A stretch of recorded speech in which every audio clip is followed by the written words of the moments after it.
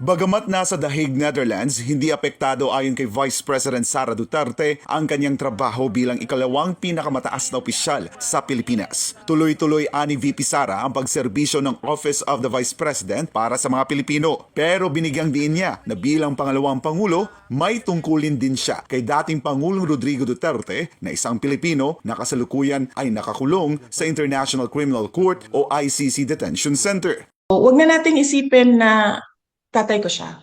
Isipin na lang natin na Vice President ako at gumagawa ako ng paraan kung paano maibalik natin ang isang Filipino citizen sa ating bayan. At hindi ko nakakalimutan ang aking trabaho diyan sa Office of the Vice President. Bilang bise, marami aniya siyang inaasikasong trabaho sa Pilipinas at maging sa the Netherlands. Pero tiniyak niya na kaya naman niyang mag-multitask at ibalanse ng sabay ang lahat. Sa kasalukuyan, inaasikaso ni VP Sara ang pagbuo sa defense team ng kanyang ama para sa muli nitong pagharap sa ICC. Kinukonsidera ng bise ang pag-apply ng court funding para sa pagkuha ng mga legal counsel ni dating Pangulong Duterte. Magkano ang gastos ng pamilya namin sa kaso ni Pangulong Rodrigo Duterte sa ICC? Sa ngayon ay wala kaming pinag-uusapan ng abogado. Pero nagpahiwatig na ako sa kanya na kung pwedeng mag-apply ng legal aid dyan sa loob ng ICC. At patuloy naming pinag-uusapan ito. Patuloy aniya siyang nakikipag-usap sa iba pang mga abogado na magiging bahagi ng depensa ng dating Pangulo na pangungunahan ni British-Israeli lawyer Attorney Nicholas Kaufman bilang lead defense counsel. Nitong Huwebes, dumalo si VP Sara sa Senate investigation kaugnay sa iligal na pag-aresto ng kanyang ama. Dito naglabas siya ng matatapang na pahayag laban sa Philippine National Police at Armed Forces of the Philippines. Naniniwalang bise na malaki ang pananagutan ng AFP sa dati nitong Commander-in-Chief. Sa tingin ko ba may pananagutan? Yes, of course. Dahil mandato nila na protektahan ang former heads of state because these are kumbaga icons ng ating bansa and they're very important individuals para sa isang bansa. Pero kung pagbabasehan ani ang sagot ng kalihim ng Department of National Defense sa pagdinig ay imposibleng papanagutin ang AFP. Sa posibilidad naman na maibalik ng gobyerno si dating Pangulong Duterte sa Pilipinas, ito ang naging sagot ni VP Sara. But clearly from the answers of Secretary of the Department of Justice kanina, I don't think they will make moves in taking back or bringing the former president home. So, hanapan na lang namin ng ibang paraan kung paano maiuwi ang ating dating Pangulo.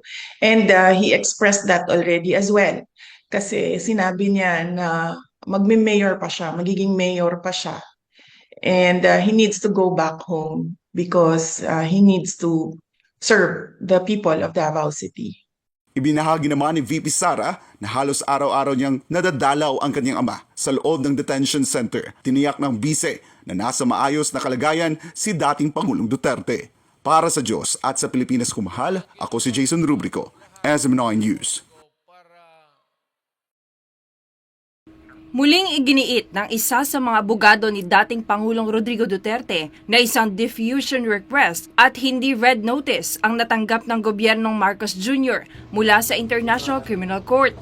Ayon kay Atty. Israelito Torion, matapos nila suriin ang dokumentong ipinakita ng Philippine Center on Transnational Crime, lumalabas na isang simpleng email message lamang ang ginamit bilang batayan sa pag-aresto kay Duterte.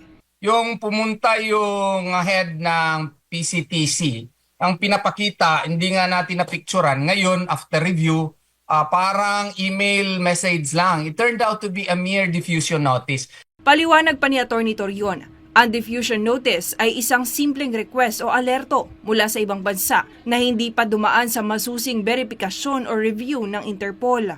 Samantalang ang red notice ay isang opisyal na abiso mula sa Interpol General Secretariat para sa pansamantalang pag-aresto base sa isang balidong warrant of arrest.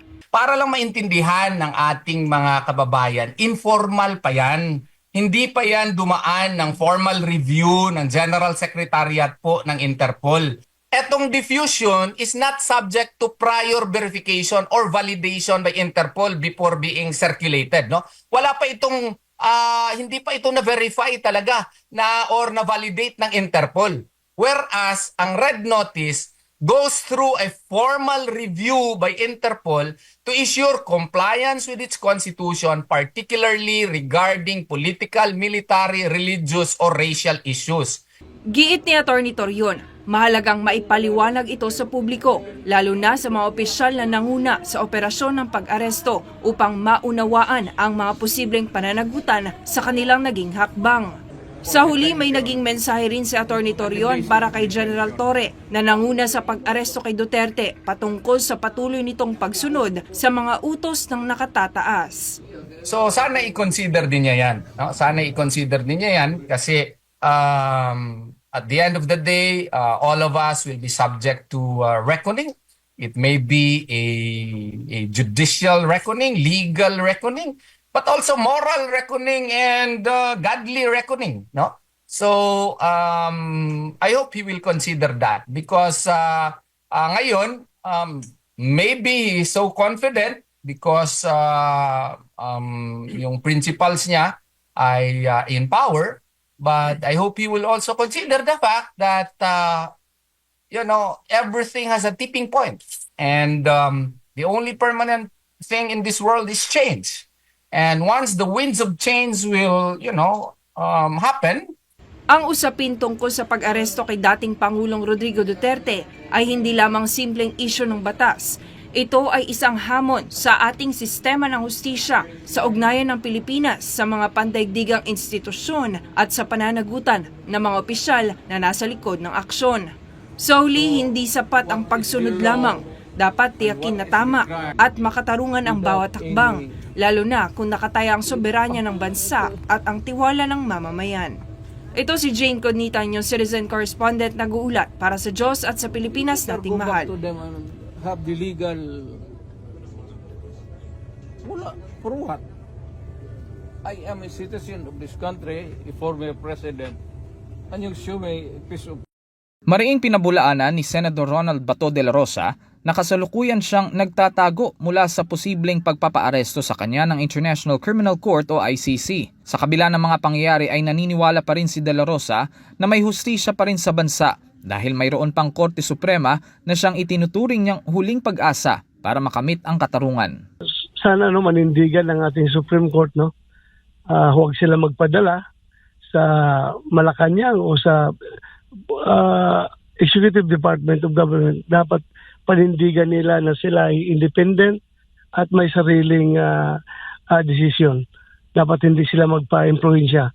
Pagdating naman sa tanong kung sakaling siya'y posibleng ang ipadakip tulad ng nangyari kay dating Pangulong Duterte, I will cross the bridge when I get there. Samantala, nagpasalamat naman ang senador sa kapwa niya senador na si Senate President Francis Chis Escudero sa naging payo nito para sa proteksyon ni De La Rosa. Ako'y nagpapasalamat sa ating Senate President. Ako'y nagpapasalamat sa kanyang mga pronouncement na talagang meron siyang intensyon na tayo'y poprotektahan. Dagdag pa ni De La Rosa, wala na raw ibang rason kung bakit itinanggi ng Office of the Solicitor General na depensa ng gobyerno sa pagsuko nito kay dating Pangulong Duterte sa ICC, kundi dahil ito nga ay illegal. It clearly shows that what this government has done to PRRD is illegal. Very clearly illegal. Kaya hindi masikmura ng SOLGEN, ng Solicitor General, na hindi na kayang depensahan ang gobyerno sa kanyang mga illegal na ginagawa. Yan ang wala nang ibang rason pa dyan. Ganun talaga. Para sa Diyos at sa Pilipinas kong mahal, Carlo de la Peña, SM9 News.